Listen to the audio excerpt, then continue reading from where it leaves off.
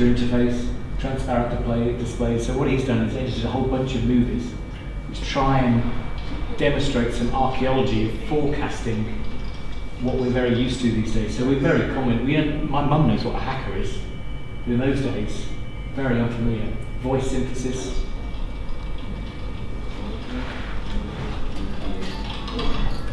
Alright. Java. Pathological CPUs. We're all very used to an idea of a bad PC now, are we? Yeah, great. Really good, yeah. Ooh. I really like the assurance that my work The moon is a fiction? Does it really exist? Believe it exists in movies. Fantastic, thanks. Great, shall I, was that going? Yeah. Oh, it is? Oh. Sorry, yeah. No, don't worry, it's fantastic. So you can have a look at some of those we'll come to in week 8 actually. That's a sneak preview. Yeah, that's my blog. So what I try and do is write. I write a lot, but I like the idea that a blog is a decent place to write something. Some of these aren't. Some of them are much more. So some of them are long things where I try and take an idea for a proper walk. And some of them are very, very short. So I tend to have my articles where I talk about big things, and then sometimes I'm simply just putting something up for me to reference, just like that. So it's very short indeed. Try and keep the big ones on the front page. Right, now, shall I shut this for the sake of the scene out there?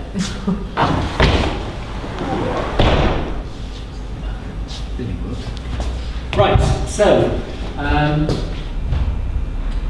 hopefully that the course makes sense.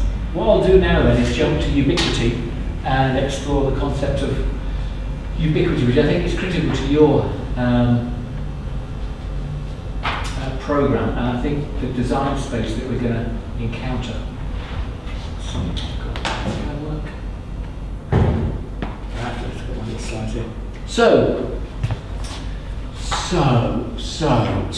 this is odd, isn't it? With the kind of thing in the background, but that's fine. I'll do this for a few of the students. So this is a condition that we're now presented with. Now you're presented with it rather as a rhetorical proposition. That I think what's happening is that you are being asked to invest in the condition of ubiquity, and it's seen as something that will promise you untold riches. It will promise you opportunity, things that you miss, and you're already buying it as though you are missing it. And to be unconnected is kind of a social faux pas. It was interesting in Freshers Week, everyone really was, even the undergraduates, totally connected, and that was the prime concern. How do you get connection? So the idea of ubiquity, which is the condition and the ability to be everywhere at the same time, however, is extraordinary, and it is beyond your actual capacity. And let's be honest, if I move into some parts of the city, I know that I won't be able to stream YouTube. I know that if I go to Fife, where I live, just over the Forth Road Bridge, I won't be able to get great reception. I then have to defer to the home hub, if you like. But the idea of being ubiquitous is a condition that we've seen throughout media. The Holy Ghost has this condition, and it is able to see. So there are questions of what the role of ubiquity is and who's selling it to you. Some points, ubiquity, the condition is if the Holy Ghost has a ubiquitous eye, then it's able to know about all of your guilt and all of your sins and all of your opportunities all of the time and place that together. So it's largely been something which is out with the human, but now we've got everything everywhere. We've got this ability where you see sometimes in marketing that mobile phones are taking up the side of mountains, that somehow the web is, that being off-grid is moving to everywhere is on-grid, and that being off-grid is somehow inappropriate. it's a strange, if you try and look for ubiquity, you'll find it in a whole host of types of images that try and portray the scale of it. And this suggests that the bleach out, the whiteout of England, maybe not quite Scotland, into Italy is pretty white out. Interesting gaps in Middle America over there, and Africa, and Russia and China. Huge great holes. But this isn't necessarily ubiquity, these are just some of the traces perhaps of where the web goes. Other evidence, or the affordances of ubiquity, is what you can do and the scale of it, of course. Ubiquity gives you an insight into the other. Clay Shirky wrote the book Here Comes Everybody, this idea that suddenly around you, you are within degrees of separation from every single soul on the planet.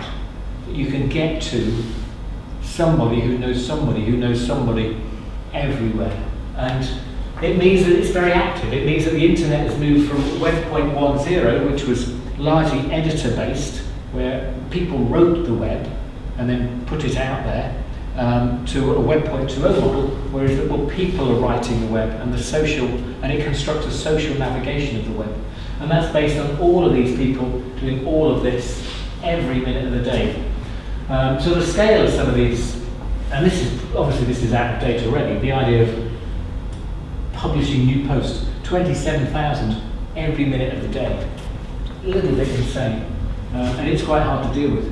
If you look at mobile phone adverts, these are just four these are four from, I think there's a classic time when, particularly 5 years ago, 6 years ago, we were particularly sensitive to how this was shaping. And poking me on Facebook, watch that again in a minute, because I don't think she's very happy.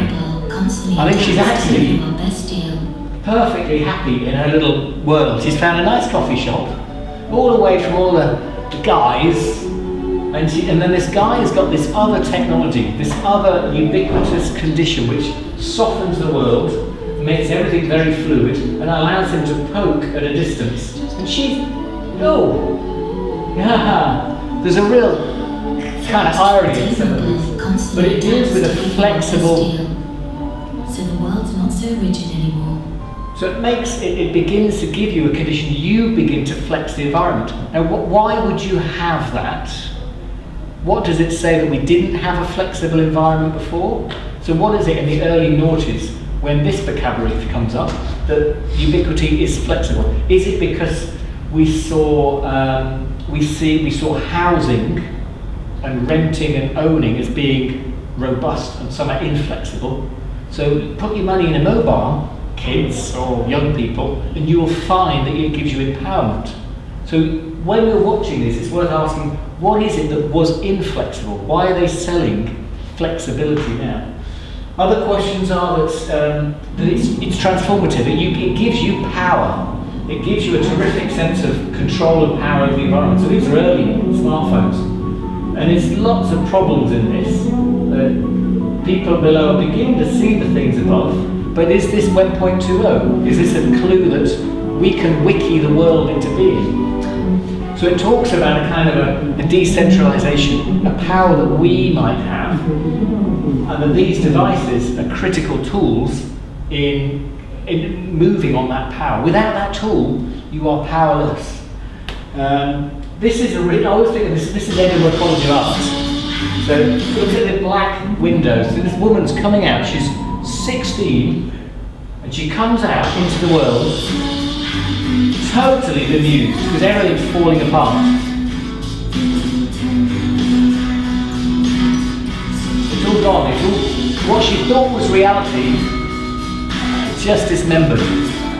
But suddenly, out of that data space, she finds connection and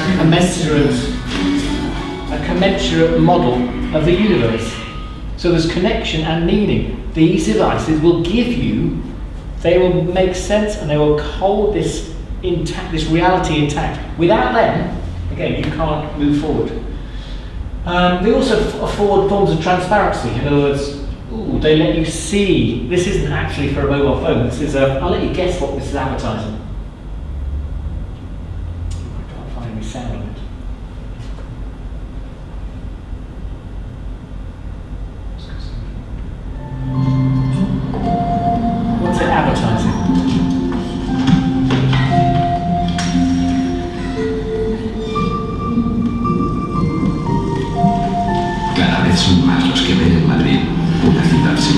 para moverse.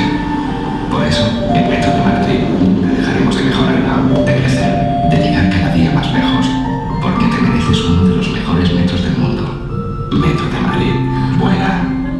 So that again, I think that ability you wouldn't cast. I think that's of the time as well. That's of a now time when we want to be everywhere all the time, and we've consumed this idea that we can be everywhere, and that we can begin to sell this idea that you're moving through these other spaces. So previously this suggests that we've moved to a condition where privacy has shifted. Why would I want to know that I'm travelling under a football pitch?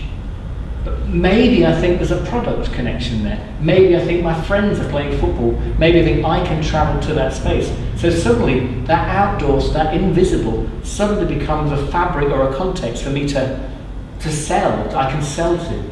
But it's an extremely extraordinary twist, because I don't think 20 years ago we cared about those things. So another mobile phone advert is that there are no boundaries. In fact, architecture is something of the past. And again, it talks about not just the manipulation of boundaries, but the ability to walk over them. And there's no such thing as private property. There's no such thing as a social service which you can't walk over. Look what he does to 20th century broadcast media. BBC is just pushed out of the way because he knows he can get it all on BitTorrent or YouTube and these are these conditions. Now again, they're particularly sold at a certain demographic. You, by the look of it, I'm comparing. But these are the conditions that we want to consume. This is a fascinating one. We riffed off to develop a research project, which at some point I'll get a chance to talk about, is a sixth sense that with the patterning and the scale of data that can be correlated, mined, correlated, and within which patterns are found, you can begin to predict and anticipate futures. What's amazing is it's actually telling you fix, but the directors call it sixth sense, as though that they seem to have found a propensity or a potential for the technology, but they've actually found a fix as well as his fix a plan. And there's actually seems to be a mismatch between what's being sold and the potential for what mobile phones will do. But these are conditions of ubiquity. Now, I genuinely think it's a very hard condition to conceive, because I think we've all been brought up with a model of largely a Western Christian model of time, in which we have a model of time which ends. So we have a model of a political power which is limited, but in a context of democracy. But China's different, because we're going to have different powers and potentials. But nevertheless, I think, judging from your aspiration to come to the UK to study, that there's a sense that these technologies might have the same potential. But we're interested to talk about that. So I don't think you do have ubiquity. I don't think we know what it is. I think it's very hard for the human to find this condition. But it's being sold to us. So one model I have to deal with it is ghosts. Because ghosts are something you do know about. Now, you don't have to believe in ghosts to share the metaphor, but ghosts offer some of the same characteristics, but I don't think anyone believes in Santa, but some people buy into ghost stories. So I think we take kids to see Santa to suspend, but we don't, apart from bad Santa, I don't go watching Santa movies, but I watch a lot of horror. I quite like my horror, because things are liable to change. And at some points, things are liable to scare me. Because if you've ever seen The Exorcist, it's still an incredibly powerful movie, because it plays on my belief systems, which I didn't think I'd had. I went through Fine Art College, and I went through the onion, they call it, where I realised that language and vocabulary constitute my relationship with the world, and that they're produced, and I produce space and people have produced spaces. So the idea that an external entity can do that, I found hard to believe. You can believe what you want. But I like testing it, and I like testing it with scary movies. So there are positions where we can talk about ubiquity, perhaps, because we know it's a supernatural condition, ghosts are quite close because they can bring it quite close to home. But I'll take it for a walk. This is an example of a ghost then. So don't worry about the spooky ghost stuff, we'll come to that.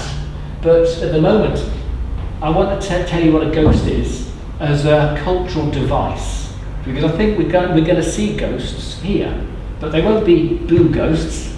There will be ghosts here. There's a ghost in that door actually, that someone locked it, shut the door, and some other person moved it out of the way, and now we've got this ghost of an action, which is actually practically in a database. If this wall is the database, we've got a problem now.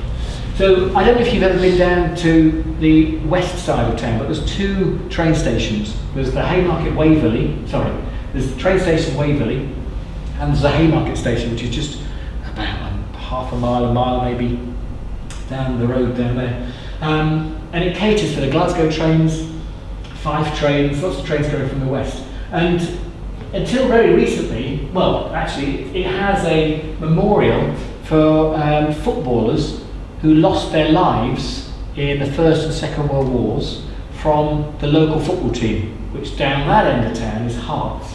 So Heart and Midlothian have a football team, and they built a monument. And on the monument are listed all the footballers who lost their lives. But that's not the ghost. What we're also doing in the city that you might be aware is, let's skip the slides. We're deciding to put trams back into the city. So we're starting to carve up the city because of really a kind of memory that trams are good for the city and they're good for social life. So the monument's gone. And the monument completely went. So for the last 2 years, there was no thing. But you and I are very resourceful at bringing back and manifesting things that aren't there. So what happened for the last 2 years is that people made a monument. Now that's a ghost. What that is actually an apparition of a material artifact of which you do not need the material. So it's an immaterial artifact, or an artifact which is largely its immaterial properties recast as though it was the actual memorial. Because it serves purpose, because it serves the function and the doing things that make the thing a valuable part of that community. So it becomes a quite interesting ghost. I'm going to read you a little bit of what Avery Gordon talks about as a ghost. So you have to bear with this, because I want you to think of how it might be the case that when you go onto Facebook, or when you go into your social networking sites, you'll find ghosts pop up from the past. And they're a little bit uncomfortable, but this is what they do. They appear, and we manage them. And they're some of the attributes of trying to find a design frame for ubiquity. So Gordon says that a ghost is not simply a dead or missing person, but a social figure, and investigating it can lead to that dense side where history and subjectivity make social life. The ghost or the apparition is one form by which something is lost, or is barely visible, or seemingly not there to our supposedly well-trained eyes. And it makes itself known or apparent to us in its own way, of course.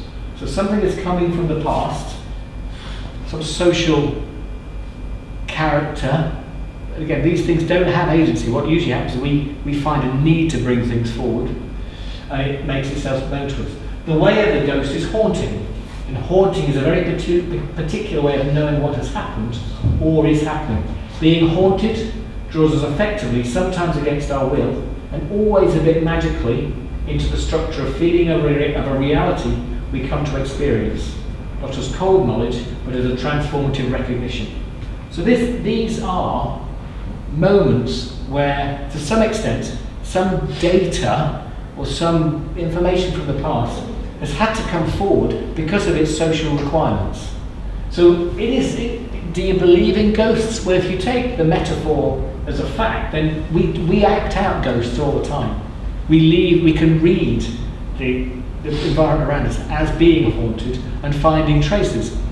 The interesting thing is many of those traces are becoming data-centric, because I can walk into Foursquare zones, I can walk onto the web. This is another classic example, because you have to be very, very careful now with the concepts of ubiquity, because you are everywhere.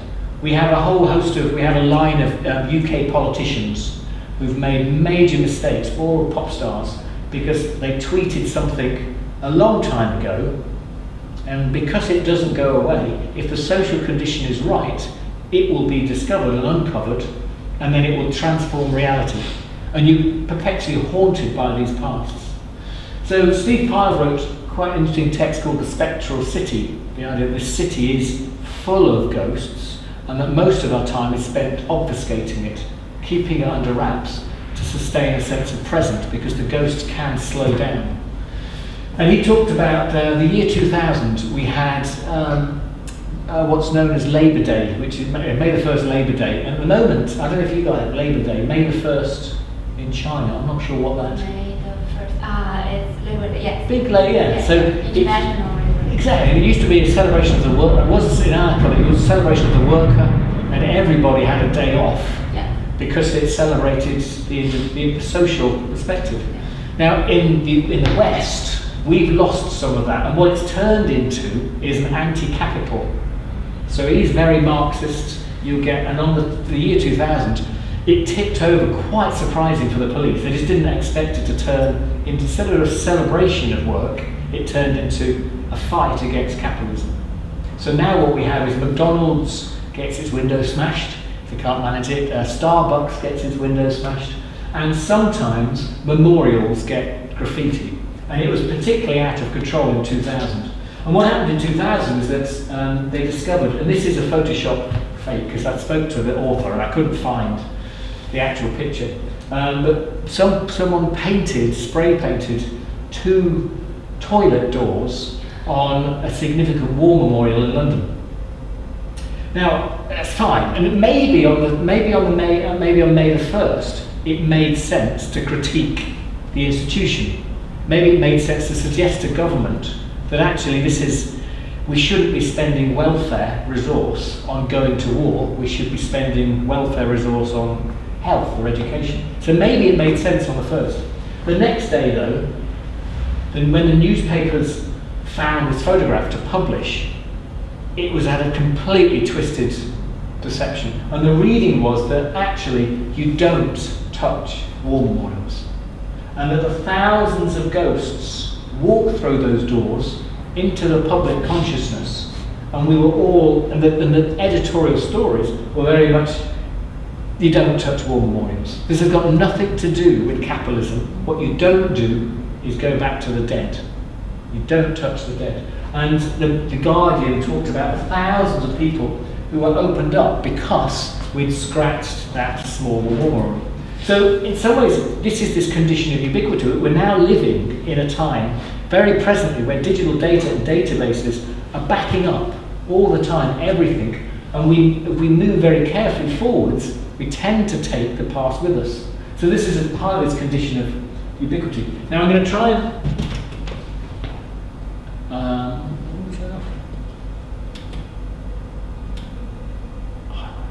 I'm going to play you a scary movie to try and... If I turn off anything. They're going to shout through in a minute, so you stop turning on. Okay, this is not a bad image. So I'm going to talk now about how that then affects, I think, the places that we live in, because the places you live in aren't just a clean, new studio.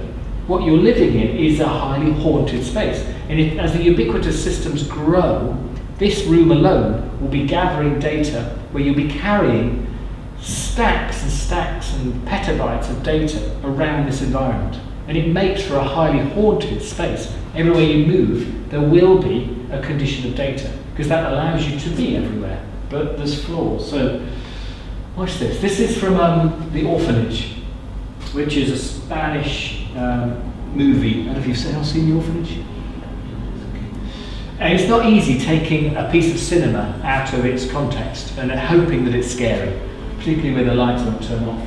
But this is the mother. A lot of ghost stories are based around mother and child because of the close connection, and the connections that mother and women, fathers to an extent, but they're often the threat.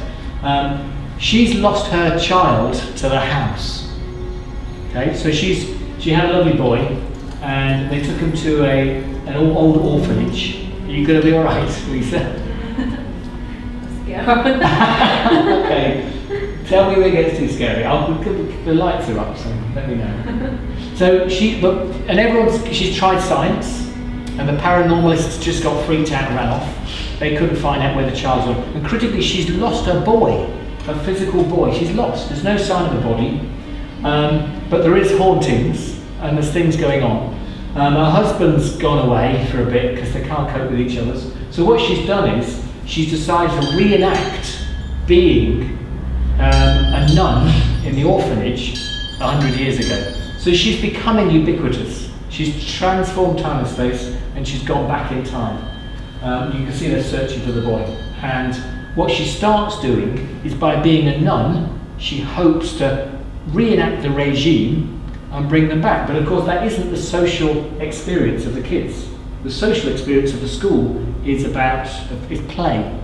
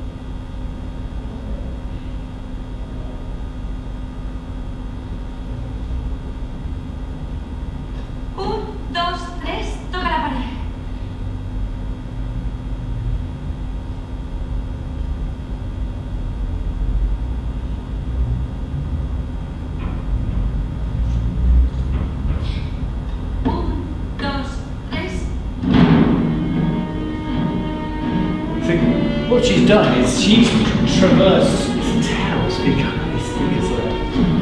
She's travelled across. She's become ubiquitous because of a number of attributes, methods, which I think we're starting to see emerge through the way that ubiquitous computing is offering us. So to recover that, the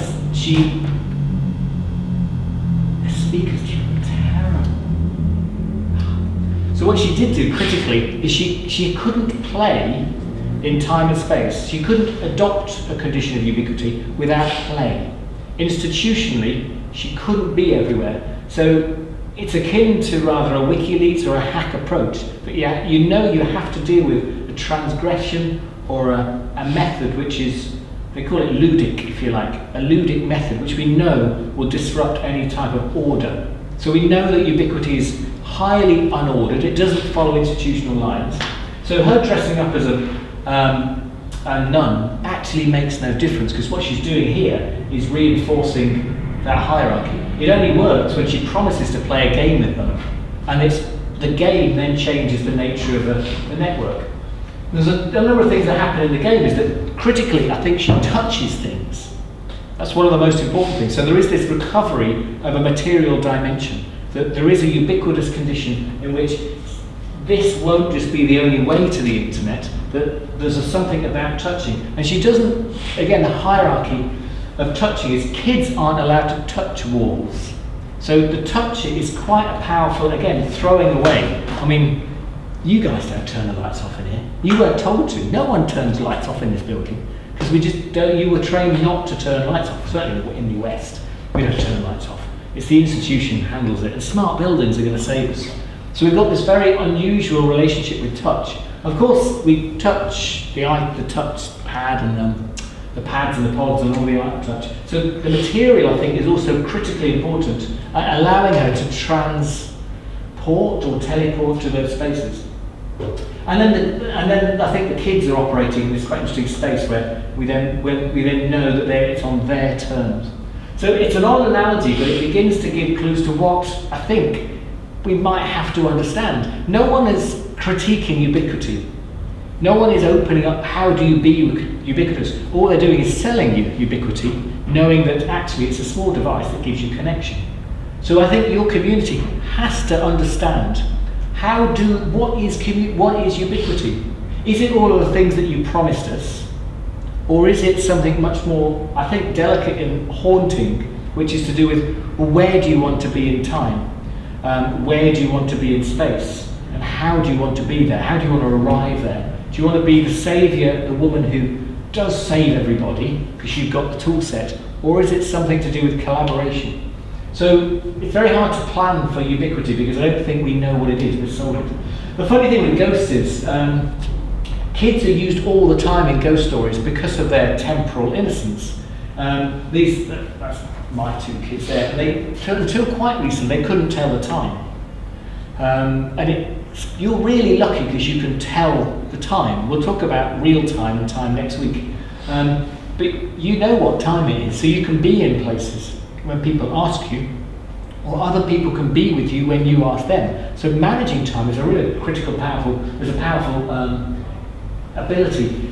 These make them making you, being temporarily naive, if you like, or innocent, means that you will have the propensity for imagining the most extraordinary things. So my daughter is on the cusp of figuring out that the tooth fairy doesn't exist. And I think we had a conversation a few weeks ago where she said, well, we'd forgotten to put, I don't know if in China, but in the UK, you put money under the pillow when a tooth comes out when they're young. So that they feel like I've lost something, but I've gained something. It's a strange economy. And we forgot, Mum and Dad forgot. Totally forgot. It's terrible. And we should be, because fairies are ubiquitous. They can get everywhere. It's not a threat, but she's starting to worry about this. And what happened to the tooth fairy? The tooth fairy didn't come. I said, oh! And Eric, who's 10, looks at me at the breakfast table. How are you going to get out of this one, Dad? I said, well, maybe just forgot. Maybe I forgot. And at this point, I'm looking at Mary thinking, you're 7. You don't believe in fairies, do you? And I didn't tell her this. And maybe I'll give her a ring later. Mary, I'll give her a ring, and she'll drop some money off tonight. And then Mary said to me, I've got a number. What? Right. That was my solution to get out of this. How have you got? Well, I'll tell you the number and we'll dial it up together. So Mary turns the tables, and by now what's happened is I've realised that she knows the tooth fairy doesn't exist, but she wants to keep the dream alive. So she's going to game everything to make sure she gets her £1 or 50p. So she keeps the dream alive. So it means it's a very complicated psychological place because she wants to suspend reality because she knows she gets money and she gets toys, but she also is clever enough to game the reality to make sure she gets them. Oops. So, so we've got this condition. So these kids are very. So in any movies now, we use children because we can suspend time, and these kids are moving without time. They are not. They're not capitalized. They're not capitalized upon Victorian time. You guys all are. You're pretty good at turning up on time, and you'll be pretty good at turning up on time tomorrow because you are trained to do this. If you watch things such as Poltergeist, you'll realise the young are portrayed as being outside of time, which means anything can get to them. Which either they can be saviours or they can be under terrific threat. So this is Carol Ann. Now let's pretend it's. Oh, you're going to do yours? Yeah, no worries. How do I get out? Oh, yeah, good question. Just stop me moving. It's crazy, isn't it? How's that? All right. Oh, yeah, it's quite fun, this is. So, Carol Ann, this is, Poltergeist is a classic ghost story in so much that it deals with building new houses on a piece of land which was an old graveyard. So, they shouldn't be there. So already you've got this idea that if you scrape the ground, then you will get ghosts back. And Carol Ann becomes the caller. Now it's 4 a.m. Now, no one's up. Mum, Dad, and a little boy who's a bit older, maybe 10, they're all in bed because they've been taught to tell the time. They've absolutely been trained to deal with the time. So it's only Carol Ann that gets up in the night. In fact, when I've had 2 kids, the only disruption, the biggest disruption of kids is they're out of time. It takes months, years to get them in time. So playing on that, so she's up at the middle of the night there. And it allows a whole different connection.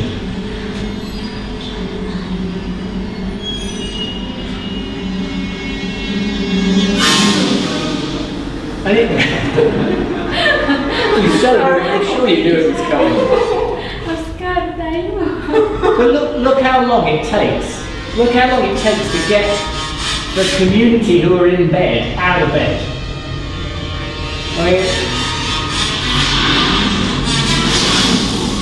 Stuff that I'd get up now.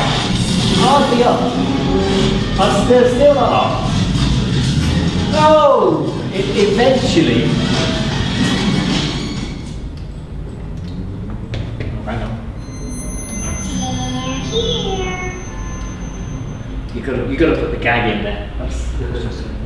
So they're extraordinarily different, and I think that's an analysis or a projection of our condition. That we're placed in a highly temporal psychology or temporal condition in which we're very used to the idea of time. And you're all timed now, probably across the planet, and it's the kids who are out of time. So part of Ubiquity is also a challenge to how to negotiate some of these spaces. Now, I missed a slide because I got my order of slides wrong, so I'm just going to jump back to bit 6. There we go. Actually, segueing from Sixth Sense here to the movie. Is that you? Oh, yeah. That's all right. Just forget it. Don't worry. Oh, great. Well done.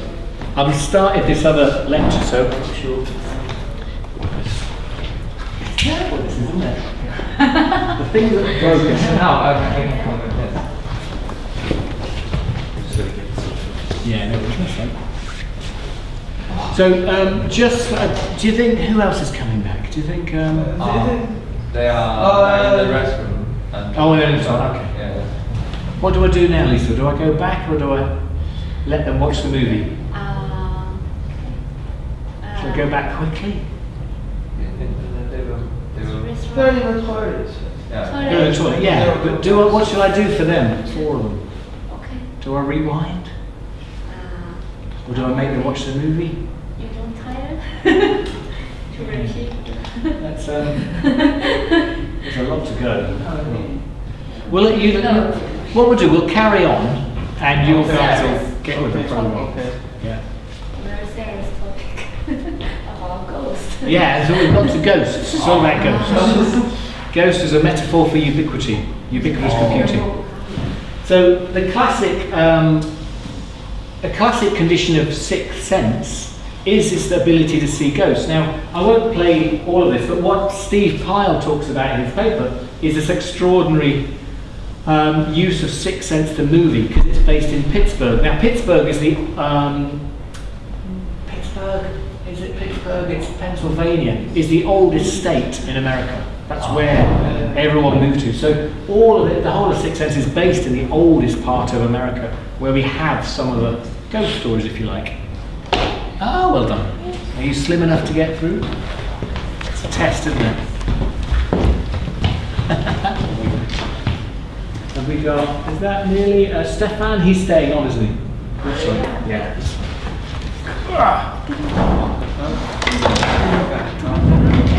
So, what happens in, so oh, good grief. Right, okay, for those four, you can watch it on the movie. So the start, you missed the starts, but we've not got very far yet. But what I'm doing is using ghosts as a metaphor to explore the condition of ubiquitous computing and the condition of ubiquity. Okay, but it'll make some sense, I think. So, particularly in Sixth Sense, it's absolutely the same. That what you'll find is, if you've seen Sixth Sense, you know there's a little boy who can't tell the time. It's never clear, but we know there's an adult world, and we know there's a ghost world, and there's Cole, the boy, who can see ghosts, and that's his. He's a medium to draw. So it's exactly the same as Carol Ann in Poltergeist. But what's interesting in this one in particular, and I won't play it out, but I might put it onto the YouTube clip, is it deals with, he talks about a material artifact. Maybe I should skip forward. I don't want to play this too long.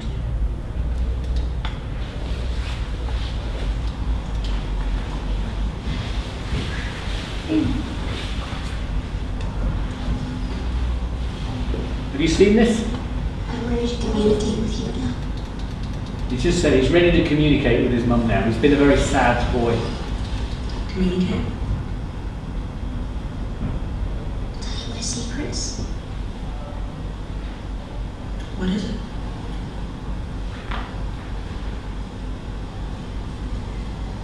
You know the accident up there?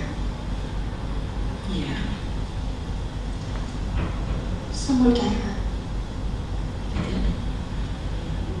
A lady. She died. Oh my God, but you can see her? Yes. Where is she? Standing next to my window.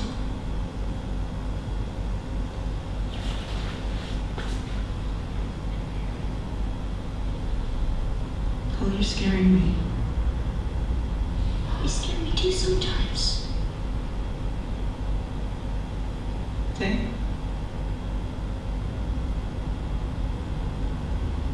Ghosts.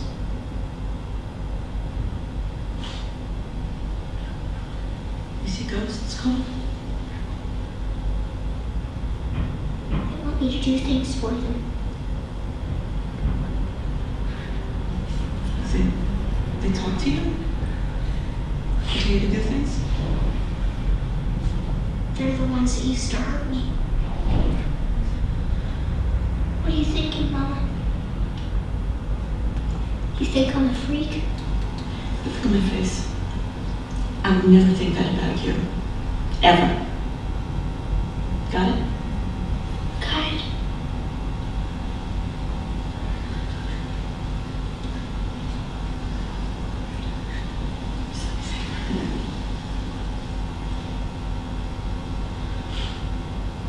Grandma says hi. She says she's sorry for taking the bumblebee pendant. She just likes it a lot. What? Grandma comes to visit me sometimes. Oh, that's very wrong. Grandma's gone, you know that. I know. She wanted me to tell you. Oh, please. She wanted me to tell you she saw you dance. She said, when you were little, you and her had a fight right before your dance recital. You thought she didn't come to see you dance. She did.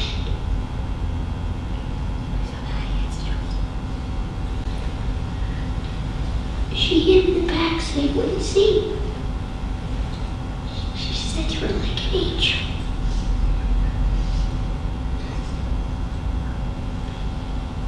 She said you came to the place where they buried her. Asked her a question. She said the answer is every day. What did you ask?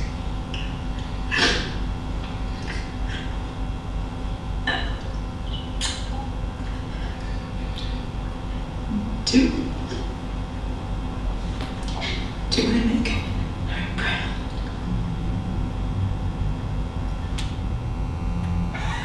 You got into that. I didn't want to stop you.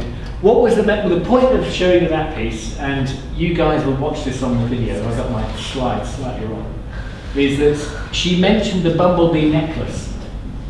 Now, I think the critical relationship we have now with Ubiquity, and where you guys are situated, is with a condition in which things, physical artifacts, will play a role.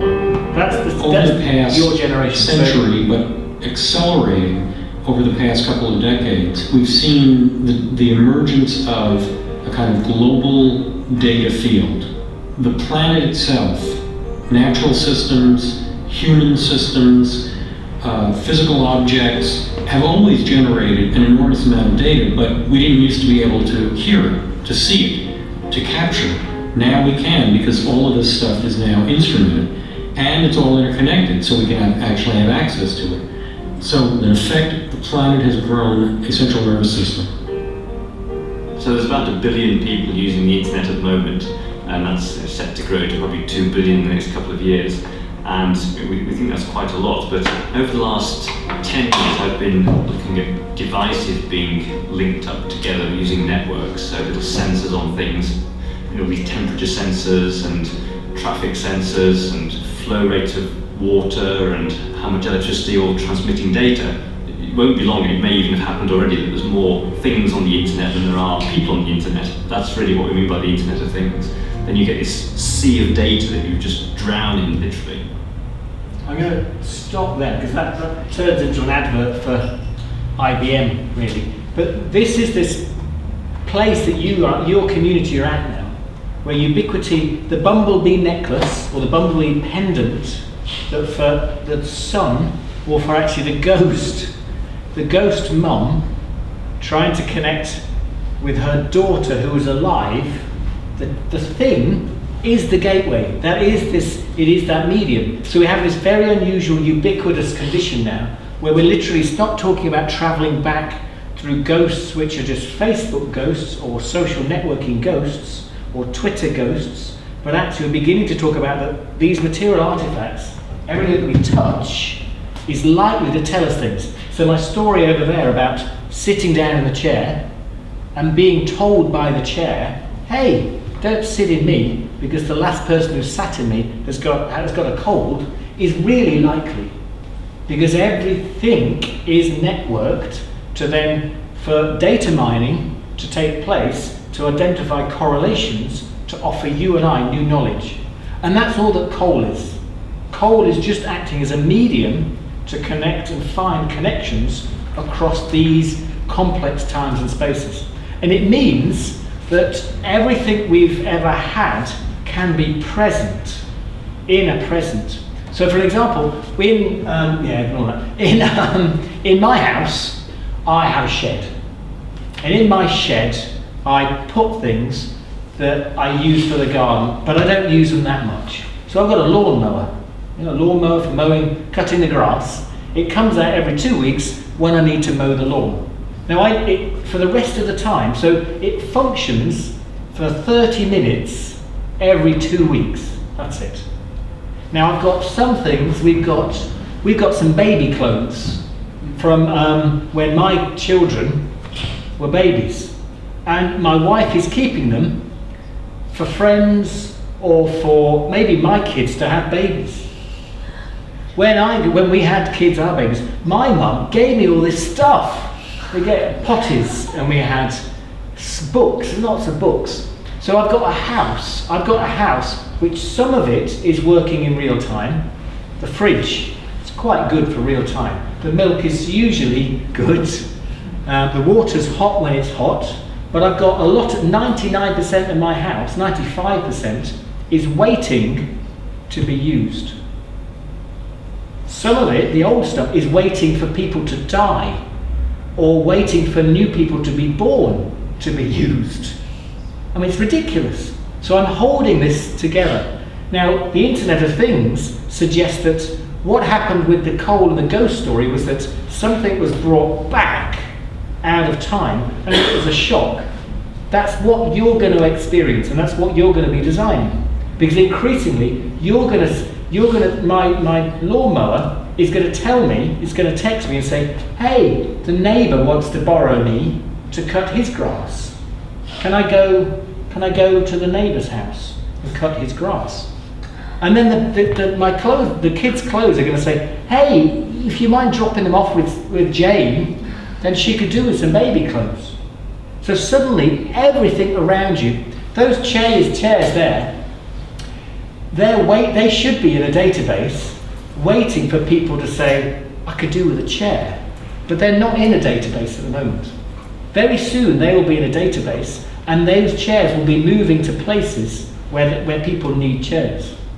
So we've got this condition, which is a condition to design in, which is ubiquity, where you can use the metaphor of ghosts, I think, to break down any idea of what... Because my house is full of ghosts, it's full of things waiting to become other things.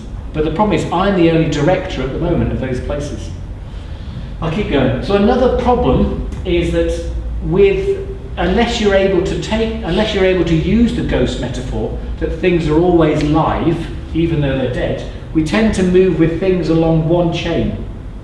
So this is date of manufacture, for example. This is the European Union. Place, or the date of arrival in the supermarket. These crawfish, for instance, were caught in the Atlantic a couple of days ago. Then they were processed and transported to the supermarket next door. With RFID, one can track every single step a product takes on its way to the supermarket, and even monitor the temperature during transportation. So if things are starting to gather data as they move along, in the past we talked about data, we talked about value chains. When things move from the sea, I mean, how much is a crayfish worth out of the sea? I mean, 3p, 4p, 10p. When it moves into a processing plant, it gains value. When it's cleaned and it moves to a brand, it then gains value, and then it ends up in the shop, it goes up in value. And then what happens to it after that? Well, the packaging was quite useful, then the packaging changes hands. So we talk about value chains. Data doesn't have to move in a line. Data can be much more like a ghost. It can go away and it can come back again whenever it's ready. So you begin to get the idea that data could be a ubiquitous condition, because it might be that we now talk about data value chains, which are much more data value constellations, where things can move forwards and backwards, up and down, rather than moving along this line. So it's very hard, I think it's very hard for the human condition to deal with this, because every object that you ever pick up, you expect to throw away or get rid of. And you expect every object to deteriorate. And some objects don't. Some antiques gain value. Some art keeps increasing in value. Sometimes that art changes though. If we've got a case at the moment with a famous British TV star who died a few years ago, and now we've discovered he was involved in not very nice things. So he, really not a very nice man. So now his house has been demolished, his grave has been demolished, because the ghosts of the people that he affected now affect reality. So you find all of these slips where socially we're prepared to deal with ideas moving and affecting reality quite quickly, but designing for it, I didn't say the product designers, but what the product designers can do is tend to think of lines, and software won't work like that, and things are moving into that space. So when you're thinking of Oyster cards, when you've got an Oyster card is a near field RFID touch thing, I don't know, you probably transport, it's a transport card for London, so you tap and it opens. That thing there, the material object, isn't the thing that matters. That is matter, but what matters is the money that is associated with it. It can be completely empty, and it's the same object. You wouldn't know.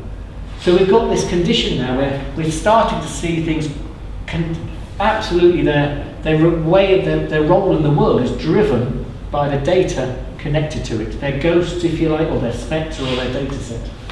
So I'm going to take you to another space. It's all a little bit scary, but it's not too scary. We're over the worst of it now.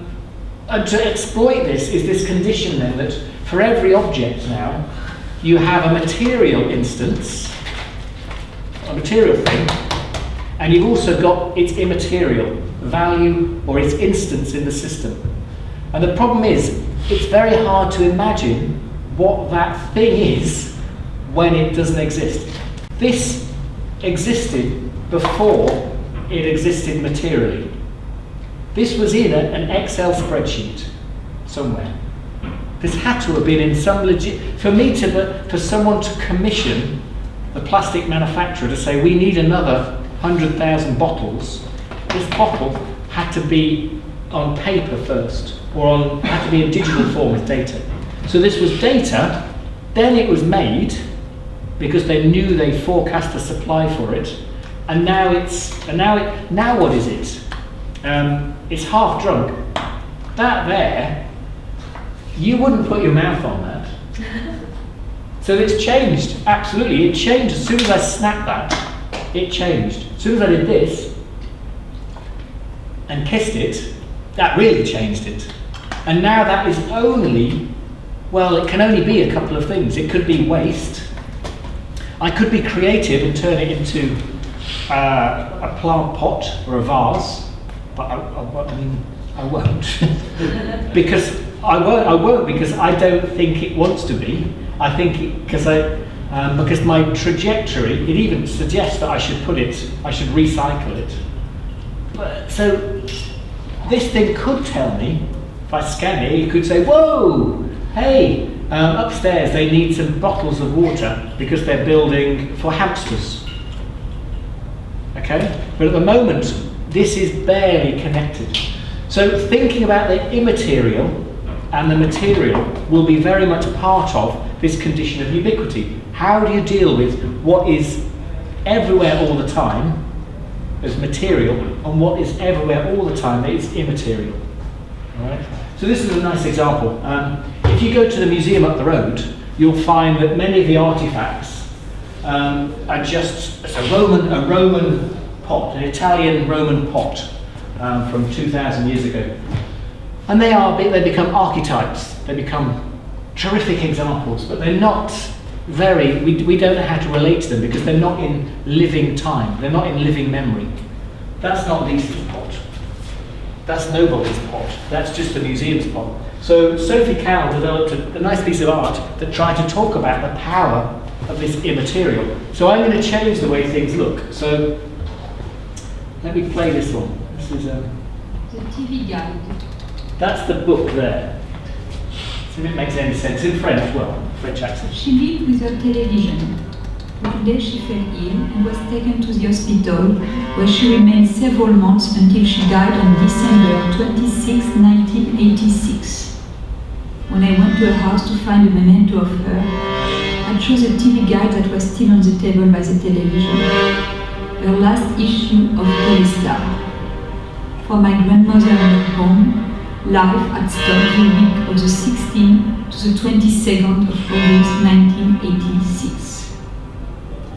So I'm not sure how much you can hear through that heavy French accent, but Sophie had found many people were going to her grandmother's house and grandmothers died.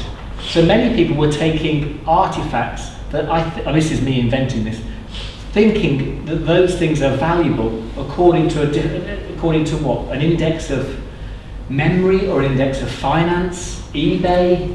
Why would they think it's valuable? What Sophie took, which was crazy, was a disposable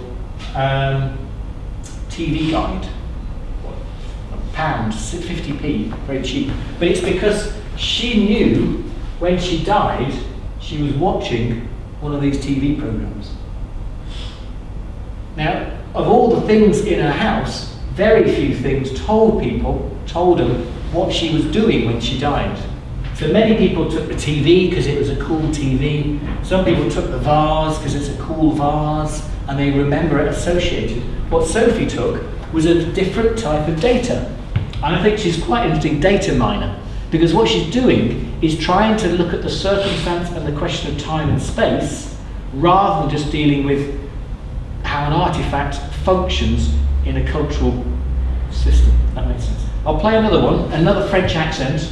This one's got comedy in it. So I'll know if you understand this, if you laugh. I think it's funny, isn't it? The tie. I saw it for the first time in December 1985 at a lecture he was giving. I found him attractive, but one thing bothered me. He was wearing an ugly tie. The next day, I anonymously sent him a thin brown tie. Later, I saw him in a restaurant. He was wearing it. Unfortunately, it clashed with his shirt. It was then I decided to take on the task of dressing him from head to toe. I would send him one article of clothing every year at Christmas. In 1986, he received a pair of silk grey socks. In 1987, a black alpaca sweater. In 1988, a white shirt. In 1989, a pair of gold-plated cufflinks. In 1990, a pair of boxer shorts with a Christmas tree pattern. Nothing in 1991, and in 1992, a pair of grey trousers. Someday, when he's fully dressed by me, I would like to meet him. So I don't know if that made sense. It's hard to listen and go through a different accent. But what she's done, I think, is really extraordinary. She's taken a material object, which you would see in a museum. That's the museum. But by adding a complex story to it, she's done a number of extraordinary things. And that tie now has got Christmas tree pattern boxer shorts attached to it. It's got grey trousers. That object there is more than that object. So what's very interesting, what you will find increasingly with the condition of ubiquity, where everything can be connected to everything everywhere, hypothetically, is that material things get outweighed from immaterial. So that chair, if that has got a cold on it, when it's just a material chair, the proposition is that it's open. But now, if I say that chair is loaded with germs and data, you can't see the germs, but it might change your behaviour to know that the last person who sat in it had a lemsip. If the last person, say 3 weeks ago, somebody had a lemsip in it, the chair might have said, "Oh, don't worry, you had this cold. You got it 2 weeks later when the person who sat in here." Maybe it'll tell you, sit down, if you sit down in this chair, you will be giving a cold to the next person. And it knows Fion's got a tutorial in here later, so it might be him. When you go to Tesco's, maybe get him some tissues, because he's got his cold. So really understanding these bizarre loops is really complicated. But I think artists are very good at just manipulating this. Of course, that's this is this condition of ubiquity. And I'm still uncomfortable with it. It seems to have some propositions and it seems to have some opportunities. And as I say, I tend to use the ghost as a way in to try and find design mechanisms through it. An example of where ghosts, what it can do, this is, I think it was 2009 when the Kindle came out, I think. I can't quite read my own copy there. But they had an interesting problem because they were very used to, they weren't used to working in a ubiquitous context. So they gave out the Kindle's book. Before they promoted the Kindle, they had to get as many books online as possible. So they let everyone, if you've got a book, come put it on Amazon. So when you open up your Kindle, wow, I've got thousands of books to choose from. That had to happen. Just like it happened for Steve Jobs, or it didn't happen to Steve Jobs, but people who got later iPhones said, wow, it's the App Store. So Amazon pushed really hard to let anyone onto it. So they did. They got thousands and thousands of books, real terrific success. However, when they then started to go through and find out who had permission to publish books, they found many errors. And one of the errors was Animal Farm, which was a book by George Orwell. And what was amazing was, if that had gone to the publishers, it would be out. You'd have gone to the Amazon shop, the Waterstones, picked up the book and you'd be gone. What they can do, because you only ever lease it, they can turn it off. So what happens is, there's this idea that you're reading the book and suddenly they can take it back.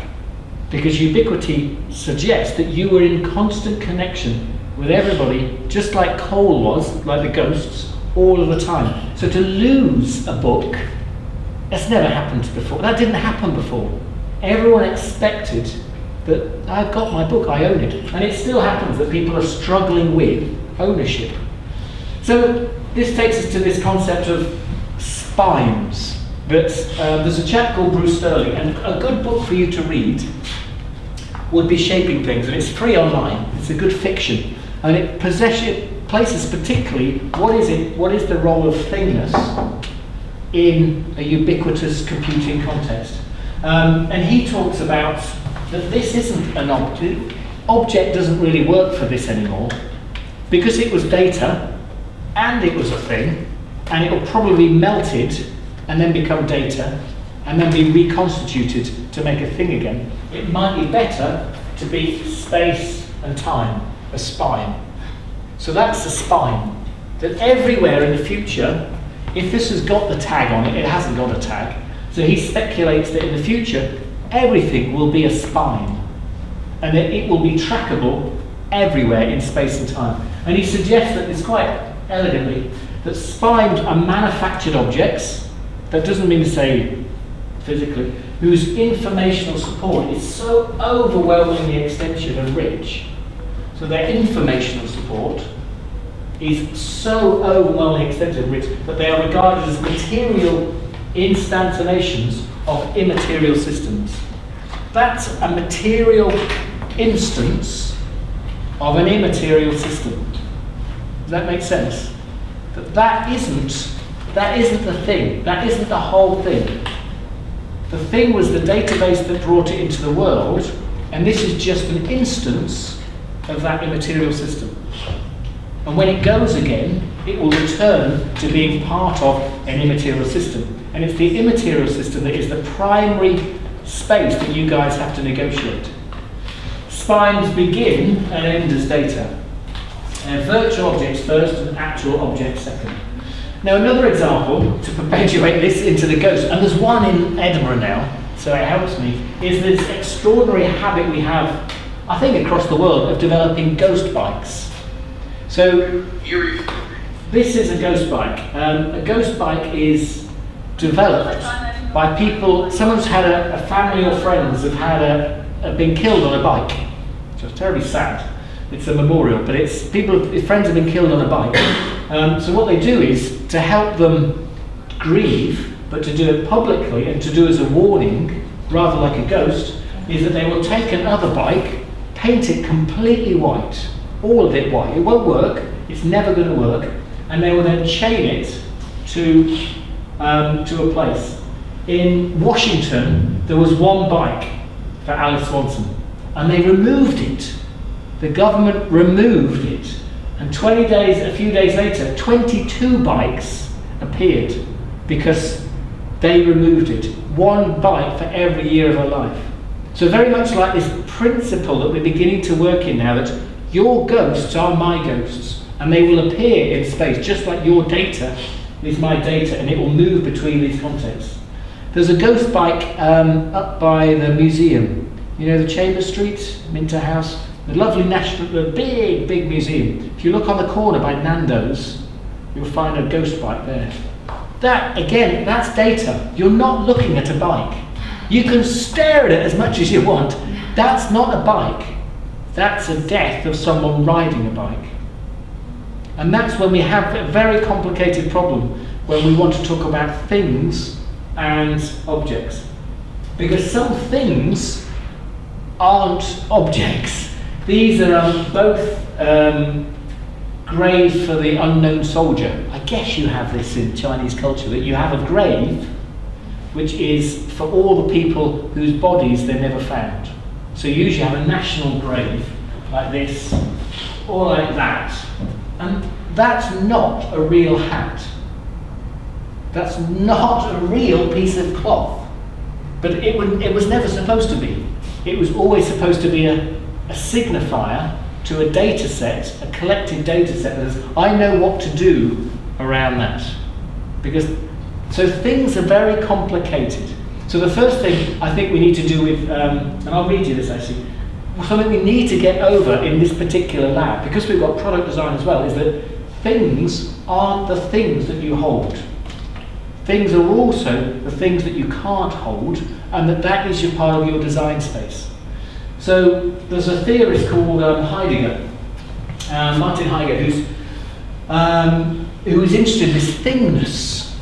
What is thing? And we'll have a talk about it probably in week 7 or 8.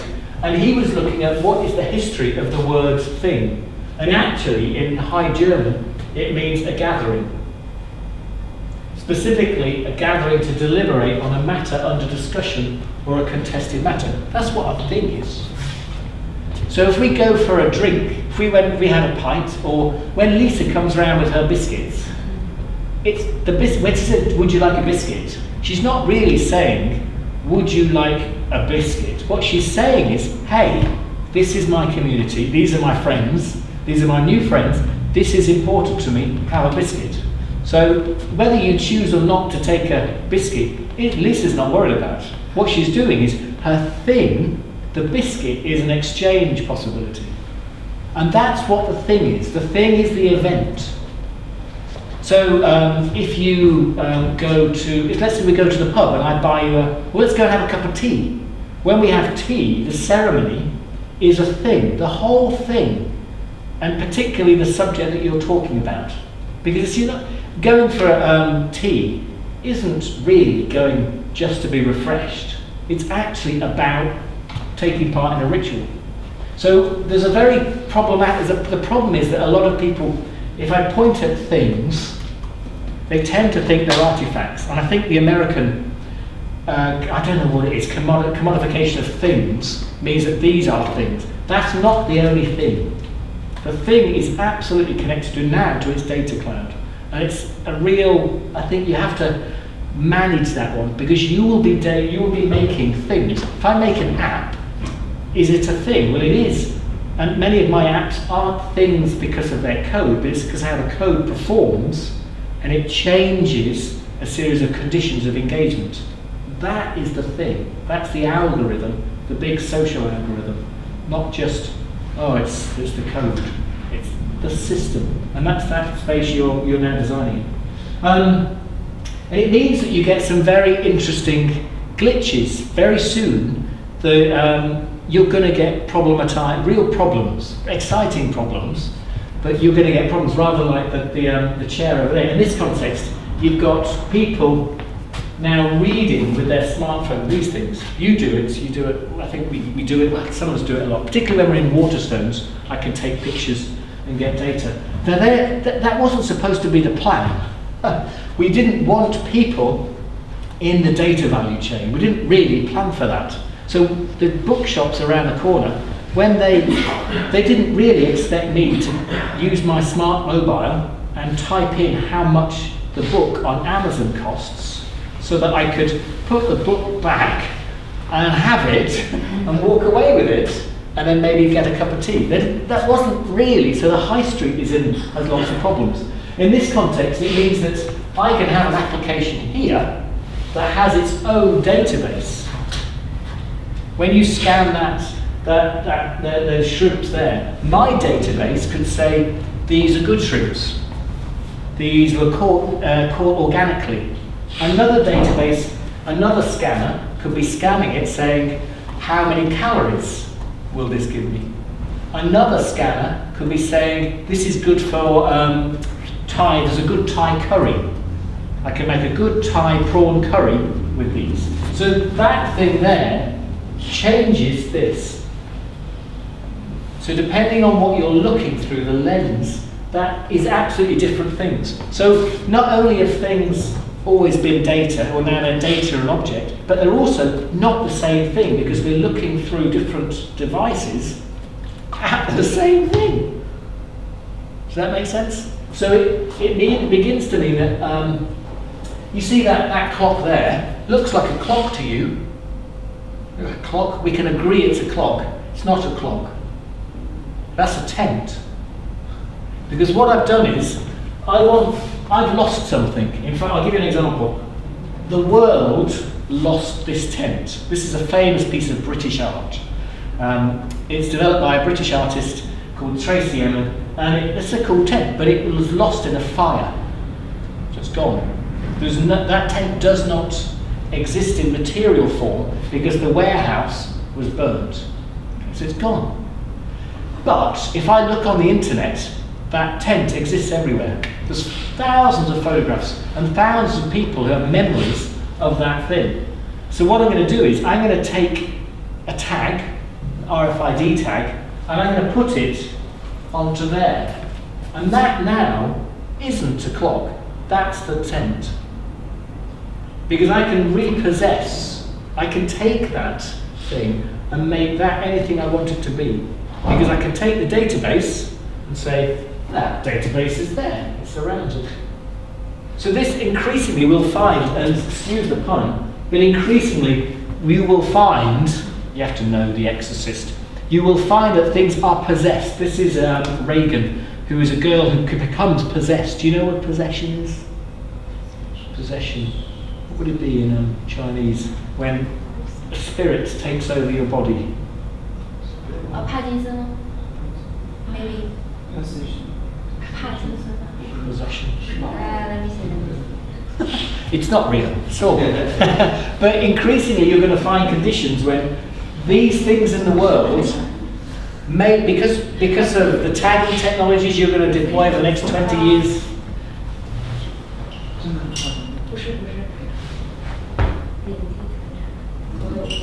Possession. Yeah, because possessions can be things that you own. Yeah. But that possession is when something takes over your body. So increasingly you're going to find these conditions. Now I didn't think you could handle this. I didn't think the world could handle this. I thought spines were a science fiction which an academic has developed with a very small reading. But watch this advert. Now this is a sunset, and I've seen it in 79 different countries. I traveled over mountains, across oceans, and under tables. Both times, I graced saloon bars, wine bars, dive bars, even spent time behind bars. I met rising stars, foreign stars, hung out with film stars. But it's not all glamour. I'm taking hits for the team, beating tongue in ice, and swallow whole by a fist. I've known the lips of many women, factory girls, peanut girls, even a whisper. Oh, and one admiral's daughter who rescued me just off Salguero. But there is so much more to see. I am San Miguel, Una vida bien vivida.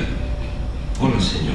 Now, I'm not sure how much, again, it's amazing when you listen for accents, southern accents are everywhere. But the story is that the glass is an agent, that it's alive. And the story is that it's telling you that actually it experiences the world. And that it has got alive. What it's telling you is that everything, so its database is saying, I kissed the lips of Chris, and I got left, and I got thrown in the bin. And what it's beginning to do is, now this is an international advert, an international TV commercial. So it's not very hard, and this is only 2 years old. The public are happy with the idea that objects can have agency, that objects can begin to have an identity. Does that make sense? And I don't think we probably had examples of objects talking in the past, possibly from Chinese culture or British culture or Irish culture, whatever. But this idea that people are happy with this idea that things have their own story surrounding them. So it's not so science fiction. Now, the last taste, so I think what's happening is we're beginning to talk about, perhaps the last chapter of the talk is a form of transubstantiation. All right, so I'll only be a few minutes with this. So transubstantiation is a Roman Catholic idea in which our belief of something is so great that it suspends the material form, which is what we're beginning to find in the internet. And I'll skip some of these slides. What this talks about is that Michel de Certeau presents a view of New York from the World Trade Centers before the trade centers disappeared. And what he's doing is looking at the way people move. And he's looking at how people occupy the streets. And they have amazing tactics. You can see them almost out the window, that people move across the lights. Even when it's green, they'll go. People do the most extraordinary things. And it's very exciting. Well, let's have a look at some of this. Eliding the imaginary totalizations of the eye, there is a strangeness in the commonplace that creates no surface, of whose surface only advanced limit and edge cut are the visible. Such spatial practices refer to a specific form of operations, ways of doing. They reflect another spatiality. So the city is full of these people moving through, finding their way through the city. Now, more recently, Nigel Thrift has looked at the city and said, yeah, hang on. The last time I looked out the window, it was full of cars. And cars are very, very, very different creatures to the human. So there's an opportunity here that Thrift finds that suggests that cars do things. They're a technology, just like the technology that your generation will be designing with, which are going to change the street and change behaviour in ourselves. So he talks about the car's significance is it's reconfigured the city. I'm sure the car in Beijing has changed Beijing or wherever beyond any idea of how it used to be, because it's now car town. All these places are car towns. And we want cars, we like the idea of them. Large parts of the landscape near roads are being remoulded by formal techniques like viewshed analysis, so they make visual sense to the occupants of a car as they speed by at 10 or more generalized miles per hour, such as so-called time-space demographics. So what he's suggesting is that sometimes they're changing the landscape so that when we move past it, it controls our speed, but also controls how we look at the city. So the car is changing the space. Now, so the other thing is, cars do funny things to us. They've changed the way that we work. We are in cars and we move around them. The vehicle of the driver's actions that we move is fundamentally different than that of the passengers. Do you drive? Who drives? 1 license. 2 licenses. You've just got it. Okay, you can drive. Now, drivers, you have an entirely different relationship to being a passenger. Those who are just passengers, it's impossible to understand what we're going through. And my wife gets very sick because I like to drive fast and close, And she doesn't know, why are we driving at a speed here? Well, she looks back, why are we driving? I'm trying to get the right curve. And now I'm sick. Just drive like I might be a passenger. And it's very hard to move me to that place. So, because the driver, it's part of the praxis of driving, we dwell in the car, we move in it, we feel the bumps, and we feel it differently as a driver to that of a passenger. Swaying around curves, even shift our body weight makes little difference in a car. We even try and make the car go over with us. It's just nuts, but we do this. So he's talking about when we learn how to deal with a car, we've learned to negotiate to change the space around us. But the critical thing is, the amazing thing is that what's happened in the car, which happened before the street, was things such as GIS and GPS.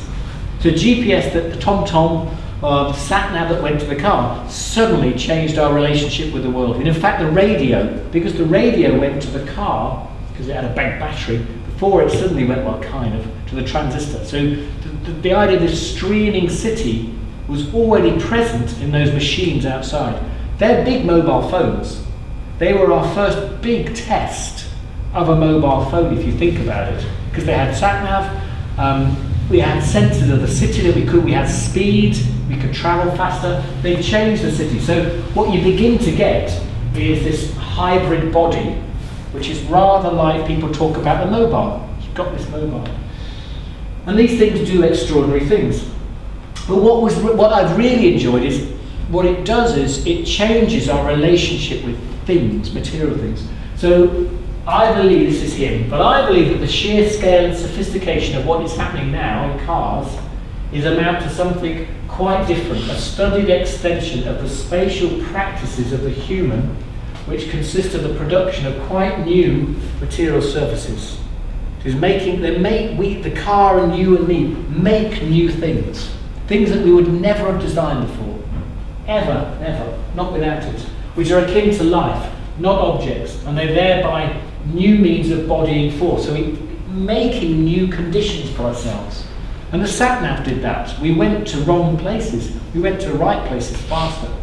And he talks about a new form of material intelligence. So this idea that this is data as much as it is material, which you guys have to move into, because this is an Internet of Things space, which is just round the corner, is producing a more fluid transubstantiation. Now, transubstantiation is this amazing Catholic. Did you grow up Catholic? Just checking. Yeah, But yeah, I bet you did. Belief in Roman Catholicism that is the body of Christ. So if you go into a Catholic church for communion, you'll be given two things. You'll be given a wafer or bread, which is his body, and you'll also be given red wine, which is his blood. Now, the transubstantiation is that you don't just think, you don't just go with it. You don't just think, yeah, I know it's a glass of wine, and I know it's a wafer. Transubstantiation suggests that your belief is so great that that isn't just an object, that is data, that becomes a spine, and that becomes the body of Christ. Now, it's a bit extreme, but that's the point of the opening lecture, is that this is what you've got to do. You've got to move to a state of transubstantiation, when everything you look at, every single thing, is data and then material. And that I think is closer to a condition of ubiquity. South Korea. This is a very good solution, I think, where they did that. Has been evolving itself, adjusting to the local market. It even changed the name itself from Tesco to Home Plus. And at last, it grew to rank number 2 in Korea. But Tesco had to overcome one obstacle, a fewer number of stores compared to the number 1 company, Emart. Mission: could we become number 1 without increasing the number of stores? We made an in-depth study into Koreans once more. Koreans are the second most hardworking people in the world. For them, grocery shopping once a week is a dreaded task. So we decided to approach these busy and tired people. Idea: let the store come to the people. We created virtual stores, hoping to blend into people's everyday lives. Our first try was subway stations. Although virtual, the displays were exactly the same as actual stores, from the display to the merchandise. Only one thing was different. You used smartphones to shop. Scan the QR code with your phone, and the product automatically lands in your online cart.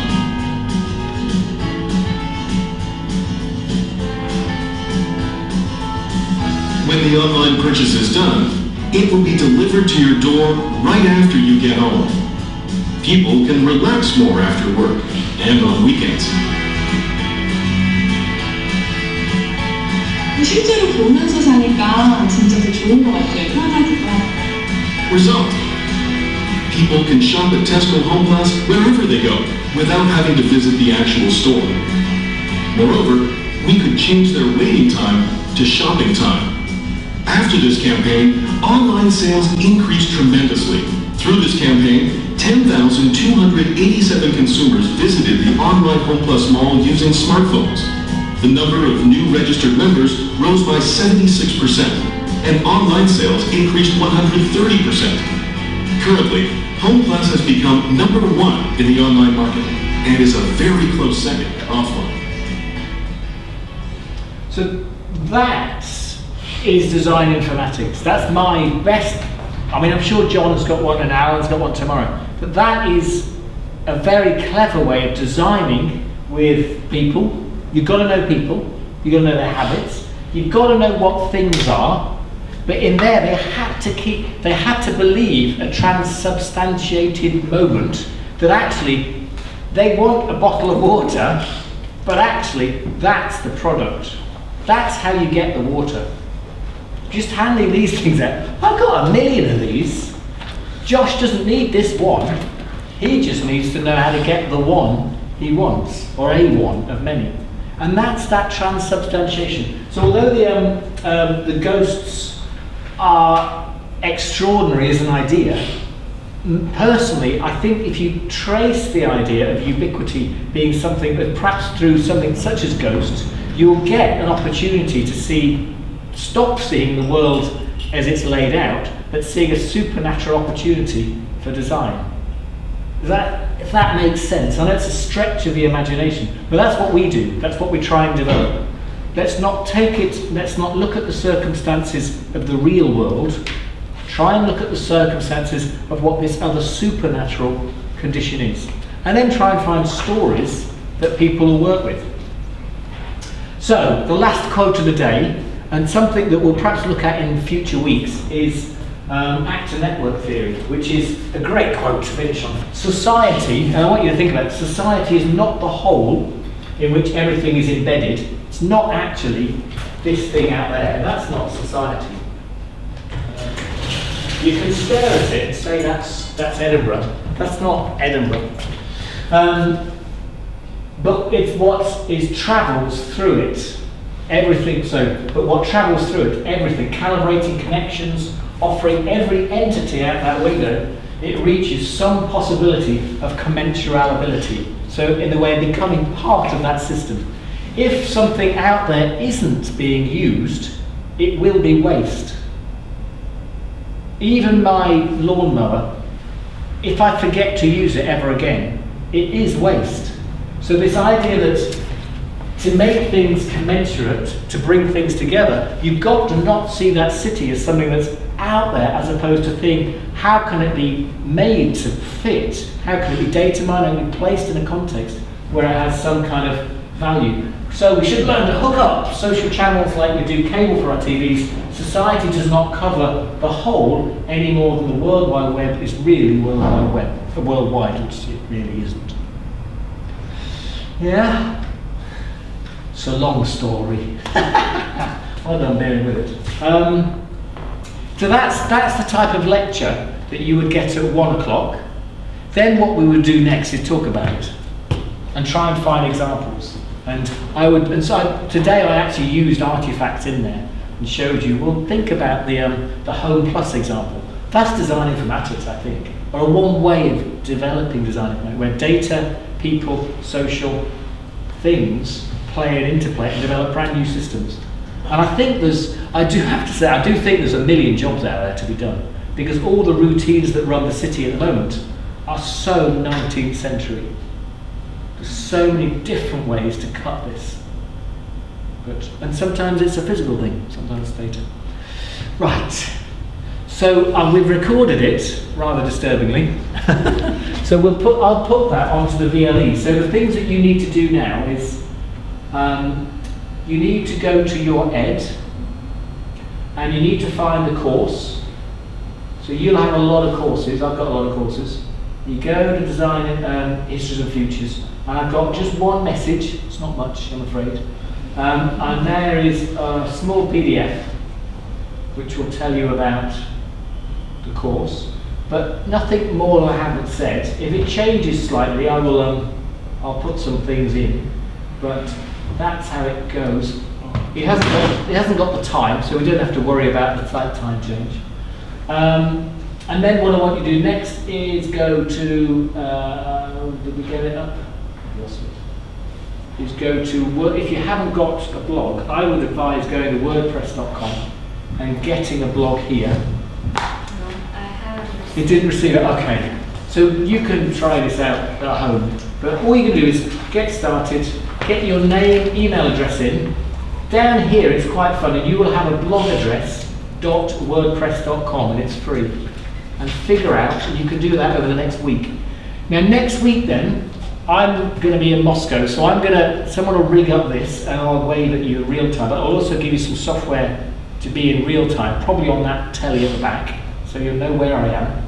And then we'll take it for a walk. What I want you to do though, is while I'm there in the evening, I want to look at your blogs and have an example.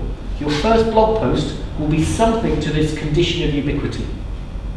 Alright? So if you need to watch the movie again, me doing the talk, watch it again. But I want some post that says clues to this strange condition of being everywhere all the time, or objects being everywhere all the time as data, being spectres or ghosts, okay? Now, if you've got problems with that, I'm here all week, all right? So if you need, I think you'll probably, I'm a bit worried what to post. It's your first post. But don't worry, I mean, what I'm hoping is that you'll find things that I find, examples, TV commercials, stories, Amazon stories about things being everywhere and being pulled back. So the first post, though, is a response to the condition of ubiquity, material, immaterial. By next Tuesday, yeah. But the last thing is, if you want to, because you've now started to think about submission number 1. If you need a tutorial or a chat with me, say, hey, I understood some of that, or can we talk about this bit because you disagree, or there's no problem, then you have to mail me for a tutorial. Okay? So during the rest of the week, I've got meetings and stuff and things, but we can sit down and have a chat. All right? So do use me as a person to talk to.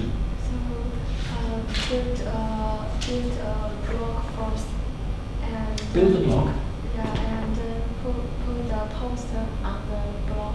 Yeah, but it need to be a poster, but put a video or a story or anything. Anything that deals with this. Related to the ubiquity, yeah, ubiquity.